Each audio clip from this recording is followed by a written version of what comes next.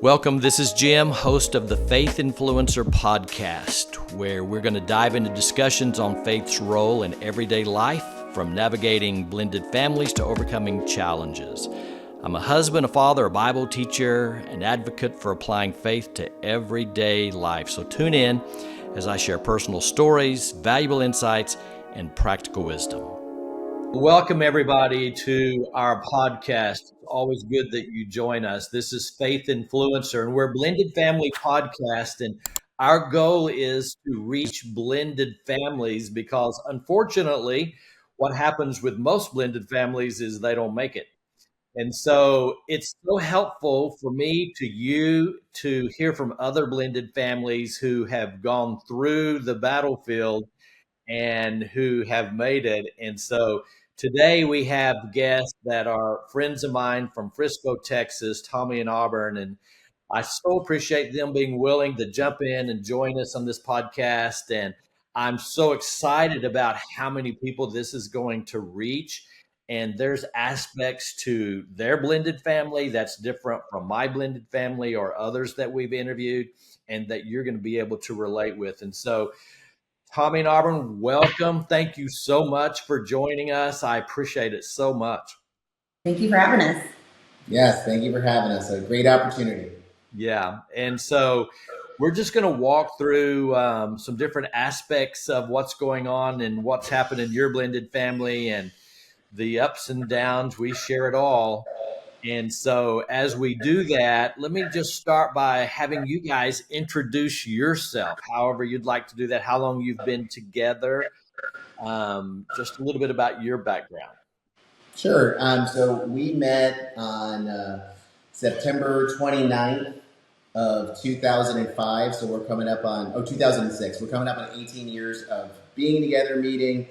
And then we've been married now for 15 years as of June of this year. Very nice. Mm-hmm. Very nice. Go ahead. And I'm Auburn, by the way. So this is Tommy. I don't know if you said that or not, but however, So it's definitely been a journey for us, and we feel very fortunate to be where we're at. And I'd love to share. I think one of the funny things is the first night we met, we were both living in Southern California at the time. You know, we're at a sushi restaurant in Newport Beach. So we meet that night, and the first thing she says to me is, "I'm divorced and I have 2 kids, and if you don't like that, you can just leave." Yeah, that's exactly what Literally, probably the second sentence after she introduced herself. Yeah. That's so funny. Let's just get that out of the way. Yep. Here we go. So if we should continue talking, great, and if not, I understand, right? Yep, I was just putting it out there. I didn't want any more nonsense, and that was actually my 30th birthday that we met, and that's why I was out. So I had just gone through a breakup, and I was not looking for anybody at that time. I just wanted to go out and have fun. However, I think God had different plans for us, and we were supposed to meet that night, and yeah. So I know, because I know some of your story, I know then, Auburn, you had children, as you just said. How old were your kids when you and Tommy met? They were 9 and 10. 9 and 10. Mm-hmm. So, and Tommy, you didn't have children. Nope. And so how long after that, let's fast forward, did you guys get married? So we got married in 2010. We met in 2006. I was not really around the kids. Like, I met him a handful of times while we were dating, but it wasn't until like the summer of 2008 where the 4 of us were together, started living together, and went down that path. So when you guys married, I know you gave me the numbers, but give me the ages again of the children when you married. Oh, geez. 2010. Yeah, so I think Alexis, she was 13. My son was 15. 14, almost 15. Yeah. Okay, so were they in the household then? And so as a stepfather, Tommy, one of the things that we teach with blended families, and actually it's one of the mistakes that people make in blended families. I don't know if you made this mistake or not, but is that the first rule for a step parent is that you're not the parent. And as the step parent, your role is to build relationships. That's really your role. The biological parent has to be the disciplinarian, those kinds of things. So when you guys got together, how did that work out for you, Tommy, as the stepfather? It was really hard to figure out my place and the dynamics, Yeah. because the three of them were like thick as thieves. Like, my wife was a very young mom at 17 and 19. So, she was a kid growing up with kids. Yeah. And so it was really hard they had a very tight dynamic. So I was just, me, and enjoyed being around them. And I came from a blended family. So, my whole goal was just to set them up for success the best that I could. So that's a different dynamic than we've really talked about before, Tommy. I want to explore that just for a moment. So you came from a blended family, and I don't think I've asked anybody this question before. How did that impact you then, entering into a blended family? Did you have how was your blended family? Talk about that a little. So my father has been married 3 times. He has kids with all three. So his first wife had my 2 older brothers. So they're 10 and 8 years older. And then with my mom had me. And then with my stepmother had my sister. And my sister's 6 years younger. So my dad lived in New Hampshire with my brother and my sister. And then I lived in New York with my mom. So I really didn't get to see them a whole lot. So I got the benefit of like feeling like an only child, but also, having siblings and being in a blended family.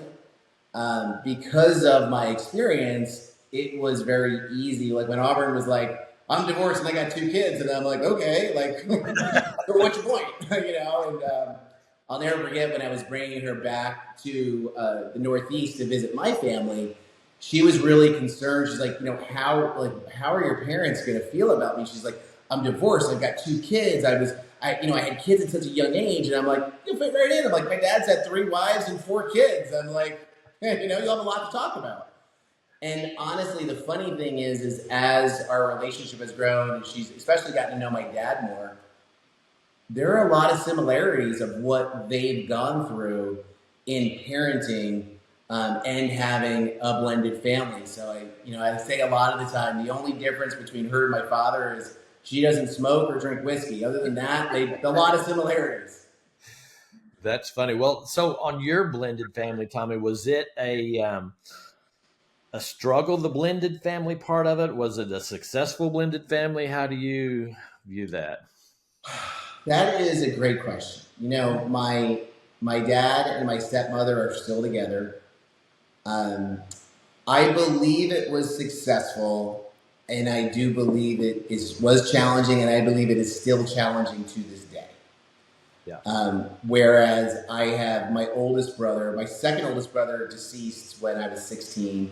My oldest brother, there's still a weird dynamic between my father and him because my oldest brother craves the attention still has almost like that kid dynamic where he'll do things just to know that he's going to upset my dad.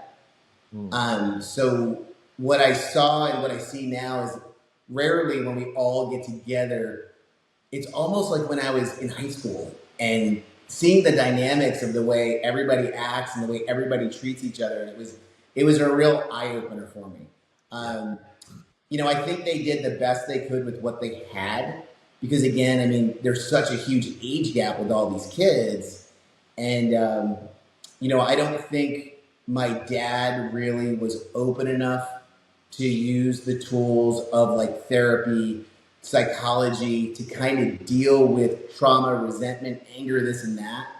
And and he's a very much like my way or the highway type of guy. Yeah. So, there's only so much you can do and work with. And I know that even with my brother, who's now 57, my dad's 78 and retired 18 years. And him and my stepmother argue about my brother. Oh, wow. And my whole thing is, I've seen how that has worked out. So I've gone to my wife and say, I'm not doing that at that age. Yeah. So the issues or the challenges we may have with the older two kids who are now, her son is 30, her daughter's 28, like we got to get this figured out because I don't want to be dealing with the emotional hurt. They didn't call me on Mother's Day. You know, they spoke poorly to me, and to see my wife get upset and angry. Like we've spent enough holidays doing that. So, you know, my hope is, and which she has, she's really taken on and grown a lot.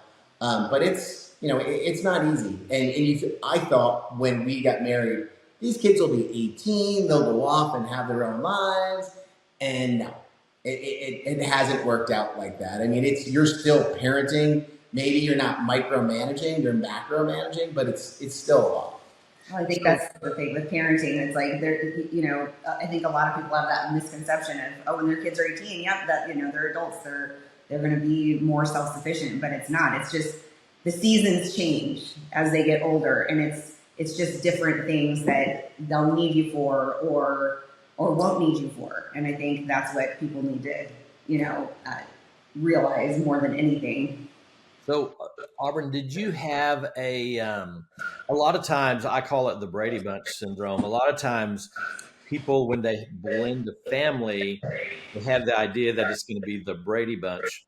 Most people don't realize it'll probably be the hardest thing you've ever done to blend a family.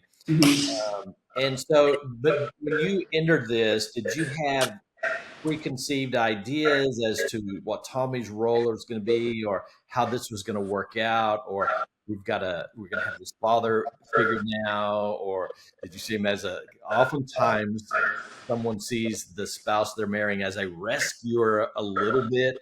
How did you enter this blended family, and what did you see as Tommy's role? I think he entered it very delicately, and was very aware, I think, because of his own upbringing in a blended family.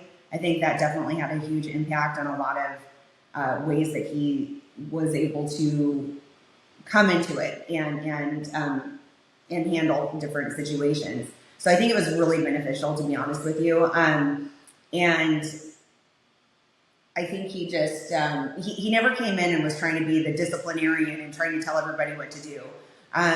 He was, in my opinion, he was always very respectful, and he did not get involved in a situation or a conversation unless he felt he needed to intervene, and even with that, he did it very thoughtfully and very gently.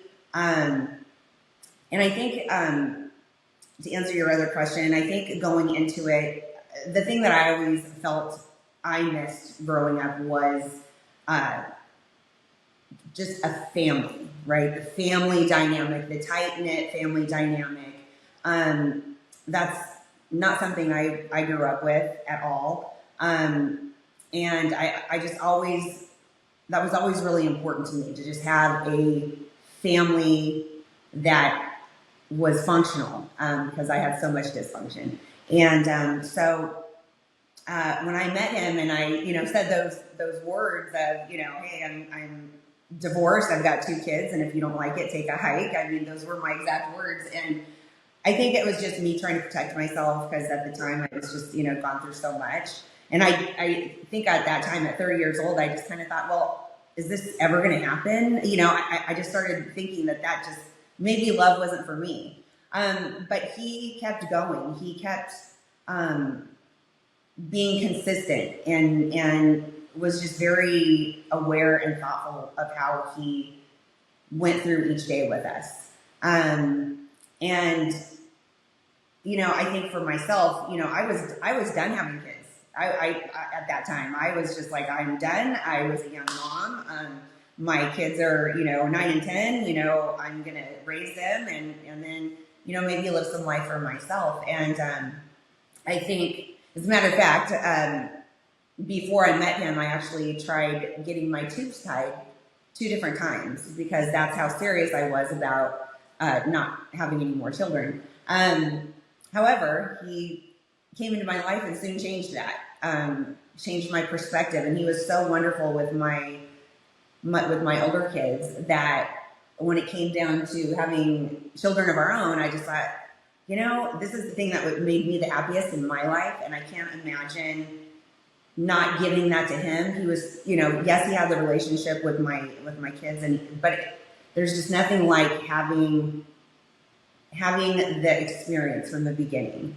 Right. And so I changed, definitely changed my thought process, and I'm so glad I did, because I cannot imagine my life without our two kids as well as my older kids. And well, yeah, I think it was. Ask you all this then before we talk about your children together. One of the things that is so important for people to do with blended families, and one of the things that I've hoped that this podcast, though it's fairly new, this would teach people is that before you blend a family, you got to deal with some baggage. That's a big issue. And so, but most people don't realize that. And so what happens, they bring that baggage into their family. And that is so difficult when you have unresolved issues in your own life. And let's face it, to be honest, all of us bring baggage in. But sometimes in a blended family, it may be whatever it was that caused the divorce. I know that was something I had to do with. Even if you're on the right side of that, everybody has issues they bring in. Were you able to do any counseling? Did you do any work at all on your own baggage before you guys got together, or did you end up having to work it out after you got together the hard way? So, great question. We were living together in 2008. We were going through a very difficult time. I went out to dinner with a client of mine in San Diego, and there was something weird about him. I felt like he was being cagey. He wasn't opening up. And finally, at the end of dinner, I'm like, what is so different about you? What are you holding back? And he's like, I did a personal growth seminar called PSI Seminars, and he just told me all these wonderful things about how it changed his life, opened him up. So I was like, I've got to do it. So in January of 2009, I went and did what's called PSI, the basic. I went there and did it. I was there for 4 nights till like midnight. And she's like, you're lying to me. What are you doing? Where are you going? She's like, I don't believe you. And after you're done, they have like a graduation night where you bring guests. So I brought her. And basically said, would you be open to taking the course? She's like, I don't really want to spend the money. And I was like, if money didn't matter, what'd you do? She's like, yeah. I go, great, let's sign you up right now. So she takes the course, and then a few months later, there's another course that they call Size 7. It's a 7-day course. It used to be on a ranch in Northern California. Now they've moved to New Mexico. And so we decided to drive up up the coast, all the way up to the ranch.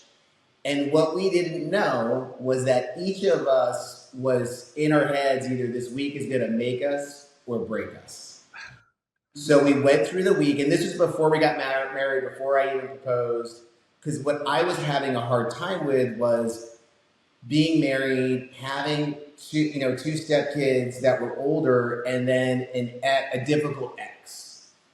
And I was, doing very well, successful and whatnot. I'm like, this is a lot to take on. And to be honest, like, if you wrote down on paper what my wife had and how I was, anybody would be like, no way, neither of them should be together. Like, that would just be crazy. So we get through halfway through the week, and we couldn't touch one another. Like, this is really literally all we could do all week. We started for 7 days. That's the first touch. So through that week, I'm looking over at her, and I'm like, my God, like, every day she just looks hotter and hotter and hotter. And I had a moment of clarity, and I'm like, all right, this is the woman I want to be with. This is who I want to marry. So, I pulled her aside, and I'm like, guess what? I've realized I want to marry you. I'm ready to take all this on and do all this. And I will never forget this. It makes me a little emotional. So she looks at me, and she goes, you know what I learned this week? I go, what's that? She's like, I don't need you or any man. And then she just walked away, and I was like, okay. It's not really how I thought this was going to go. So we finished out the week, and then we had a lot of time together on the way home to talk about things, and obviously it worked out. But to answer your question, we were fortunate enough to go through that personal development course.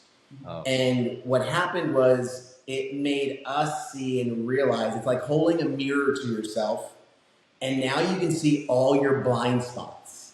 I could see how I was being selfish. I could see how maybe I didn't have a lot of self-worth, where I need to communicate better. So we were very hands-on with our baggage, but what it did was, I learned what actual commitment is.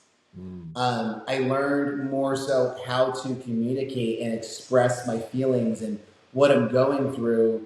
And it allowed us to not be defensive when we have those conversations, right, and not attack one another and basically say, hey, I'm feeling like this. Yeah. I'm getting this from you. I need this. And I would say, prior to getting married, I remember my wife saying, why do you think people get divorced? And because of my mom having 2 divorces, my dad having 2 divorces and on his 3rd wife, I'm like, I'm not doing that. I'm going to wait for the right one. I want to do this the right way. I don't want to have dysfunction in my relationship in my household. So it was very important that, we really we communicate a lot. But again, back to, to answer what her question was about divorce, we all evolve throughout our lives. We're going through different stages. We need to do our best to evolve together to meet each other's needs, because those are going to change over time. Like, our needs for one another today are not the same when we first met or they were 10 years ago. So just like anything, if you want to be successful at anything, it takes work, and it takes consistent work, throughout your marriage. Yes. But if you really care about someone and you love them, it's really not work. It's just what you've got to do to have a great marriage, which is not easy to do. So it sounds like, and this is where I probably get the most pushback on what I teach about blended families, is that the number one law of a blended family marriage is the same law as a traditional first-time marriage. The marriage comes first. The relationship comes first. That's the foundation upon which the whole blended family. And for me, having a blended family, and we have his, hers, and ours, and we're getting ready to dive into that with you. But for me, it was I wanted to provide an example for all of our children, not the example of going through seeing their parents divorce. I wanted them to see a solid marriage.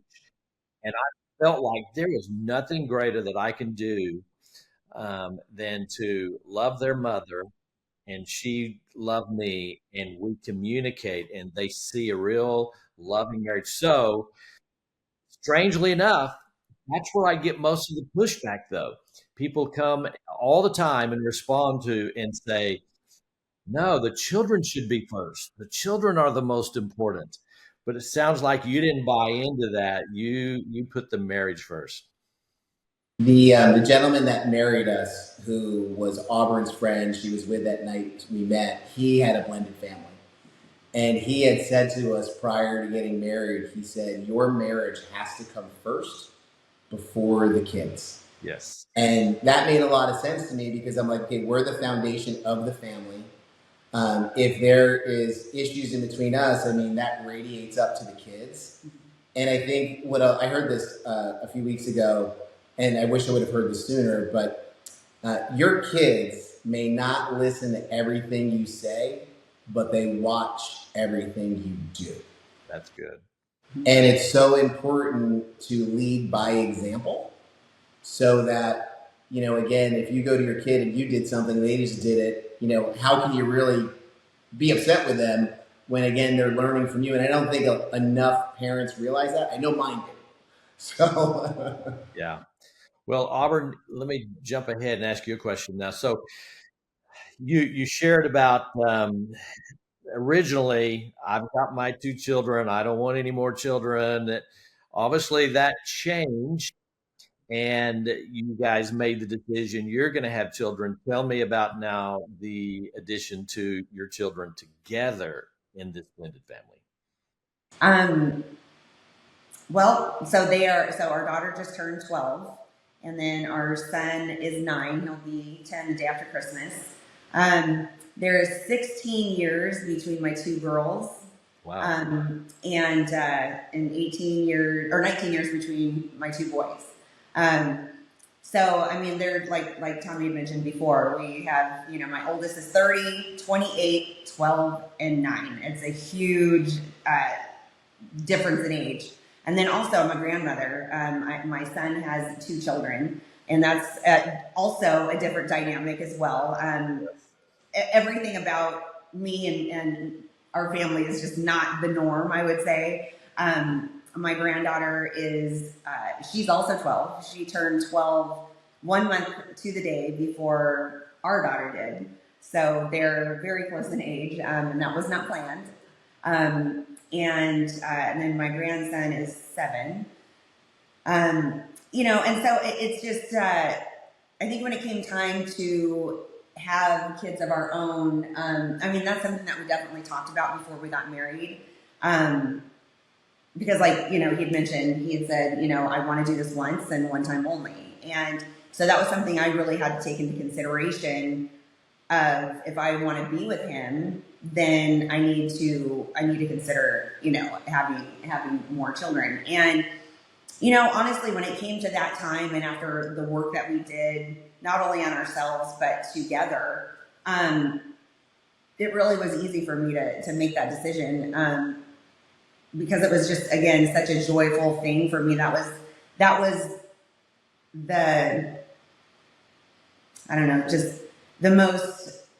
the happiest in life I'd ever been, was being a mom. It was the hardest thing, but it was the best thing. And again, I wanted that so much, to be able to share in that with him. And again, he was so great with my older kids. He was amazing. And, and I think more than anything, I thought it would be so nice to have somebody join us together and kind of just make us all whole, right? And with that, I want to say something about that, because what you're describing is much of it's our family as well, with older children, younger children.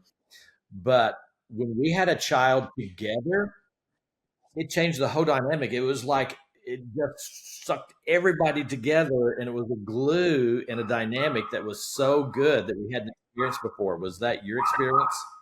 yeah, yes, it was. I think, definitely, I know for on Tommy's side, our daughter Stella was the first biological grandchild. And at that time, I think everybody wasn't sure if there was going to be any more kids on his dad's side, because, his older brother and his wife, they could not conceive. And then, his younger sister, who was 6 years younger, she traveled the world, in her business. And we just thought, I don't know if she'll ever have, any kids. However, she has 2 now. But so that was also another thing that I had to take into careful consideration, about having our own kids, as well as, not only did I know how happy it made me and how important it was in my life to be able to give that to his family, was, I took it as, a very important role for me. And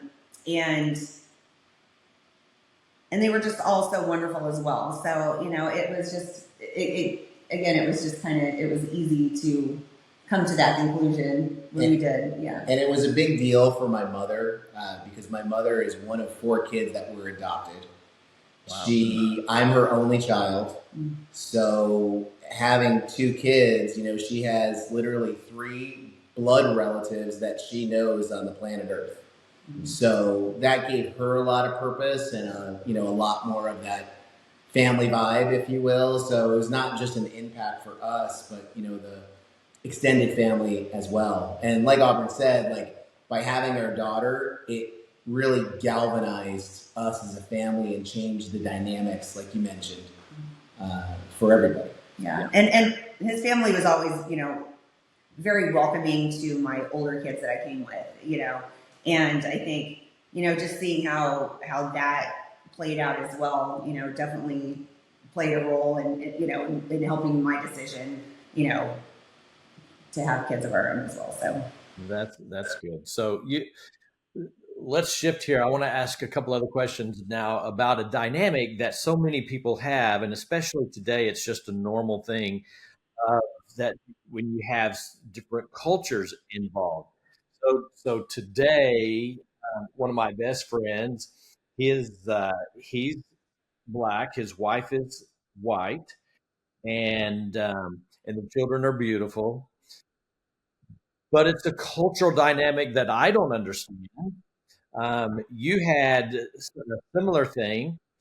Talk about the cultural aspect to your blended family. yeah, so my older kids, they are half white, half Mexican, and I primarily, in that area at that time, it was primarily, a Mexican population, I would say. And so growing up in that, I didn't see any different, it just, everybody was normal. Everybody was, everybody was, a great person. It didn't matter what color their skin was or whatever. And I knew a lot of mixed kids that I had gone to school with, and I thought they were so beautiful. And so it was just something that I never really put much thought to as far as when I got pregnant, that how it would impact their lives and my life later on. And, at 17, when I found out I was pregnant, it was something that I didn't even think twice about, because I had come from such dysfunction. It was almost like, I don't want to get emotional, but there was this little being that was mine, and that would love me unconditional, and that I could love unconditionally, and would always be there for me. Yeah. And vice versa. And so, and their dad, their family, the Mexican families are very tight. And again, I thought that was so amazing. And, I just thought how I would love to be a part of that. And I met their dad at 13. I was 13 years old. He was 15. And again, the families were always having get-togethers. They were always together. So that's what I saw, right? And then, and it was even very hard for them to accept me as a white person. But I just thought, oh, maybe they thought I was stuck up or something else. However, so I had to prove myself. Anyways, that's another story. So again, I just think at that time, I just thought, oh, I'm going to be having a child, around family, and that's something that I always wanted and everything else. But I didn't take into consideration the difference in the culture aspect of it. And as their dad and I, we were together for 9 years total. I was 22 when we got divorced. And once I left that abusive situation, all of a sudden I was the enemy. I went from being very close to everybody on that side of the family, and thought that nothing would change, that, it would all remain the same, because I was a good person and I was a good mom. And so why would it change? However, when I left that situation, because of it was very abusive, all of a sudden I became the outcast and the enemy. And then I think from that point on, the kids were just put in this situation of being ashamed to be half white and half Mexican. Like, they needed to prove themselves to the family of being more prideful and being, being Mexican. Like, they were made to feel ashamed. And I never wanted the kids to ever feel that. And so, it was something that I was always very aware of. And that I just tried to guide them the best way that I could as a mom. And just, I know I couldn't have much influence on anything when they were over there, but when they came home, that's what I had the influence on. And I wanted them to be proud of themselves and know how beautiful they were. And that just because they were half me and half him, it didn't take anything away from who they were as people. But unfortunately, that has been a huge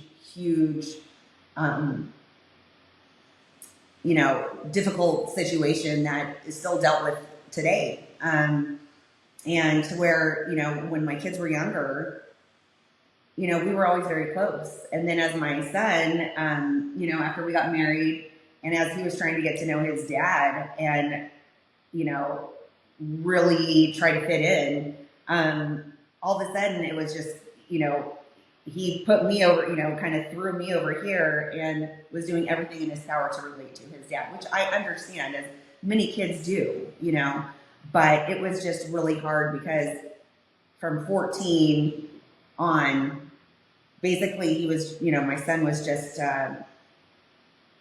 on a mission to prove himself to his dad. And unfortunately, that wasn't a very positive role model. And so that's been very difficult, and it's still very difficult to this day to be a part of and watch. So I mean, I wish that was never made to be what it was.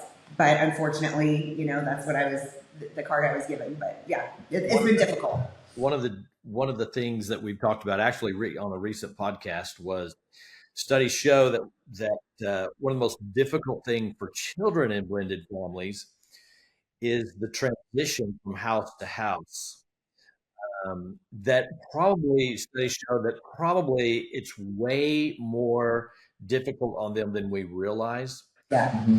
And then after that they have one side of their family that's not playing fair, that's trying to skew their thinking, is what sounds like going on here. Maybe that one culture is the right culture and the other one is to be ashamed of, as you put it. So people often ask, so what do we do when the other parent in their household is not the best influence? And really, you're limited because you can't do anything about the other household.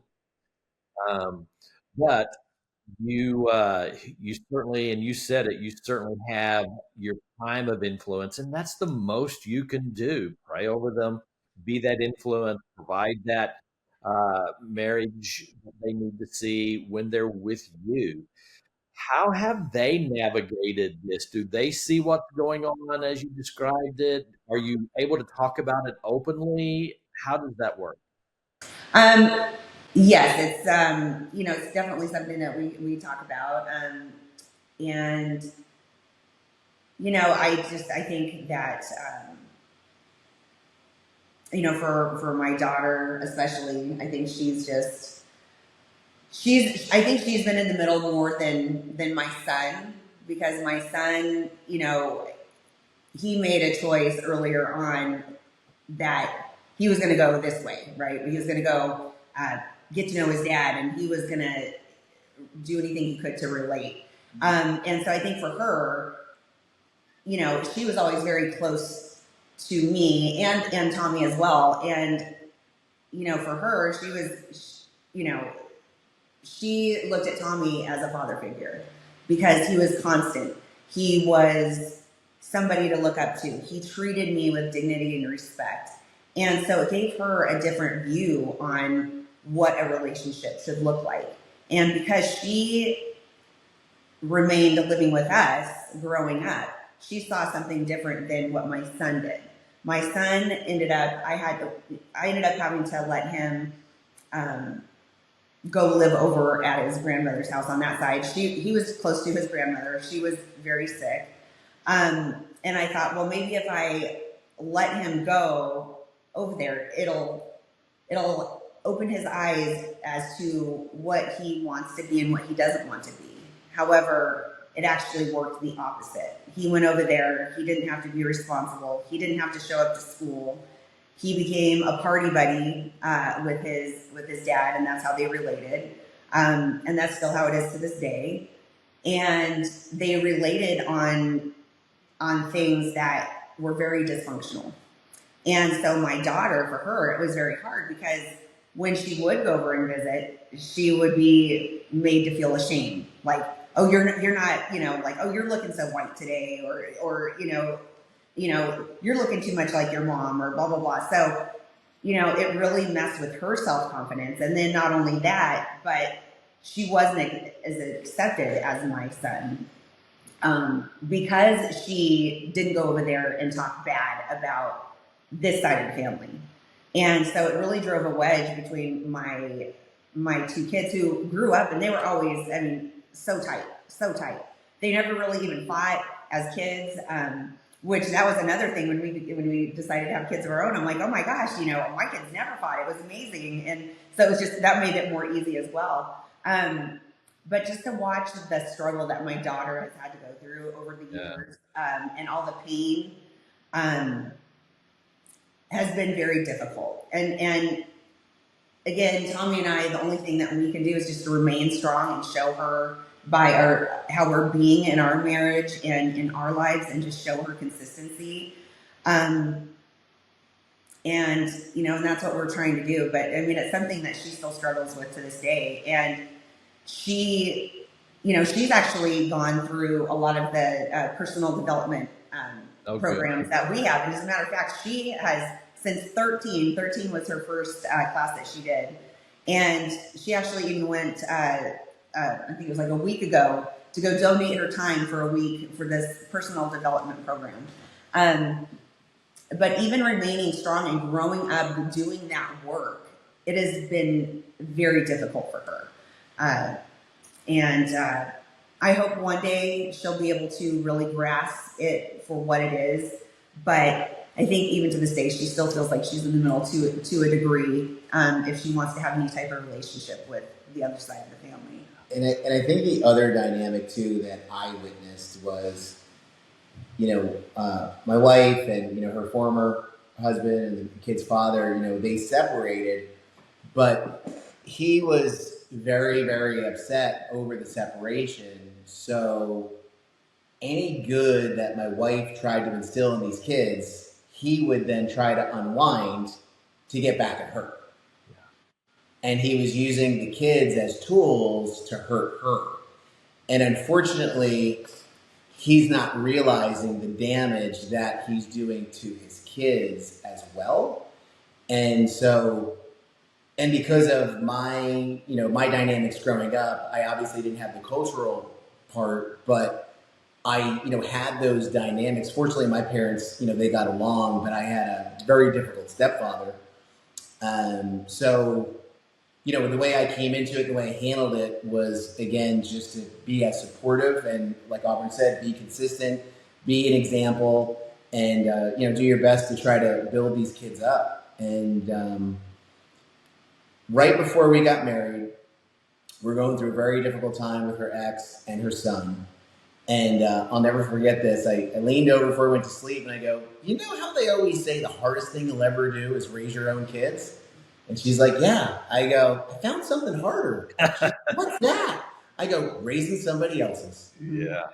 And I would say to the step parents that watch this, the best piece of advice I ever got was an introduction to someone in the same business. And he was in a similar situation. And I was venting to him all the challenges and what was going on. And he says, Tommy, the day you realize being a step parent is a thankless job is the day your life will get a lot easier. Because they're kids, they're teenagers, they don't understand what you're sacrificing, what you're doing. And, when I took that perspective and I just did the best that I could to set them up for success and focus on a successful marriage, that helped change my perspective to a lot of things. Yeah. And it's so tough because as a stepfather, your hands are tied to a great extent. And so you're limited on what you can say sometimes. I know the difficulty is if you have an angry child and and I don't know if this was the case with you, Auburn, but if you have if your son becomes, as he's older and the influence of the father, and he's becomes disrespectful to you, Tommy, that becomes something for you to that's a difficult thing to swallow. Mhm. Yep, I have been tested many times, for sure. And in those instances, I had to be always very respectful of their father, no matter how I really felt.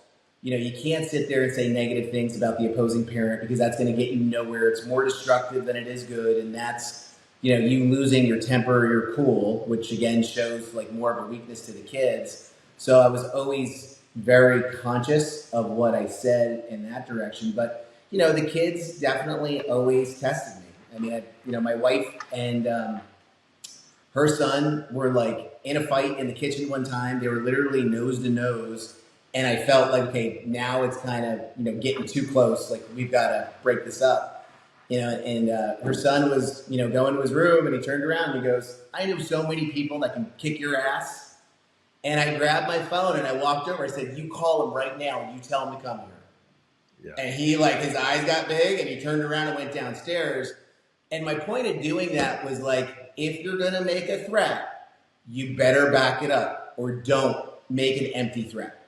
Yeah. Because you could get called out. But that's always the kids like trying to test. And, her daughter as well, Alexis, she would always test me as well. If she was in distress, had an issue, she wanted to make sure that I would show up to be there because her dad never did. Mm-hmm. So there was always a test, like, is he going to be here this time? Is he going to be here this time? So, well, let me, for time's sake, start wrapping this up here. So I'm so you have the older kids, and then your kids come, and now your children. Um, are you at that place where it feels normal family now with your kids and the dynamic and how everything is? Yeah, I would say definitely. I mean, ever since they were little, I would say, it just, again, solidified everything for us. And just, I think, it brought a different dynamic for my older kids as well that they didn't have previously, and so, yeah, it's definitely been a real positive thing for us to make that decision and move forward. And yeah, it's just everything, I would say, except for my oldest one.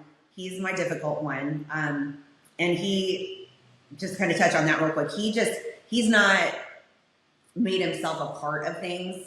And my feeling on that is if he could not have a relationship with Tommy, and not much of one with me if he was going to be accepted by his dad and the family.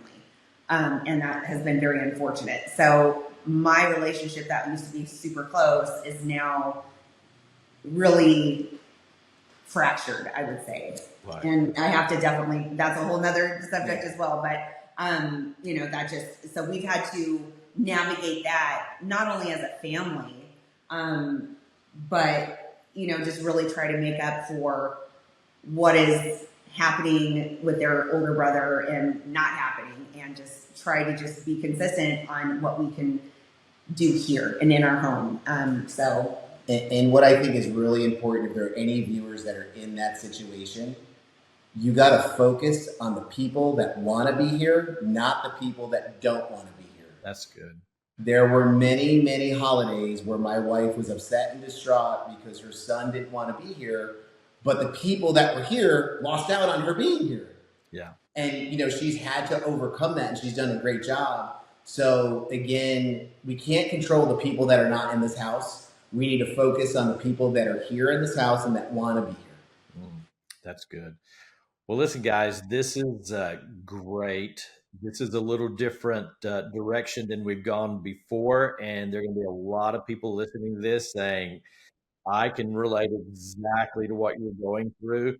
I can already anticipate some of the questions that are going to come up because of this discussion that we've had. And I can see that we probably ought to pick up where we're leaving off today and soon get together again and have another podcast with you two. So Thank you so much for joining us today. I'm excited where this is going to go. And to all of our viewers, I want to thank you for joining us at Faith Influencer, and like us, share us, tell others about it as we try to minister to blended families. And we will talk to you soon. Thank you.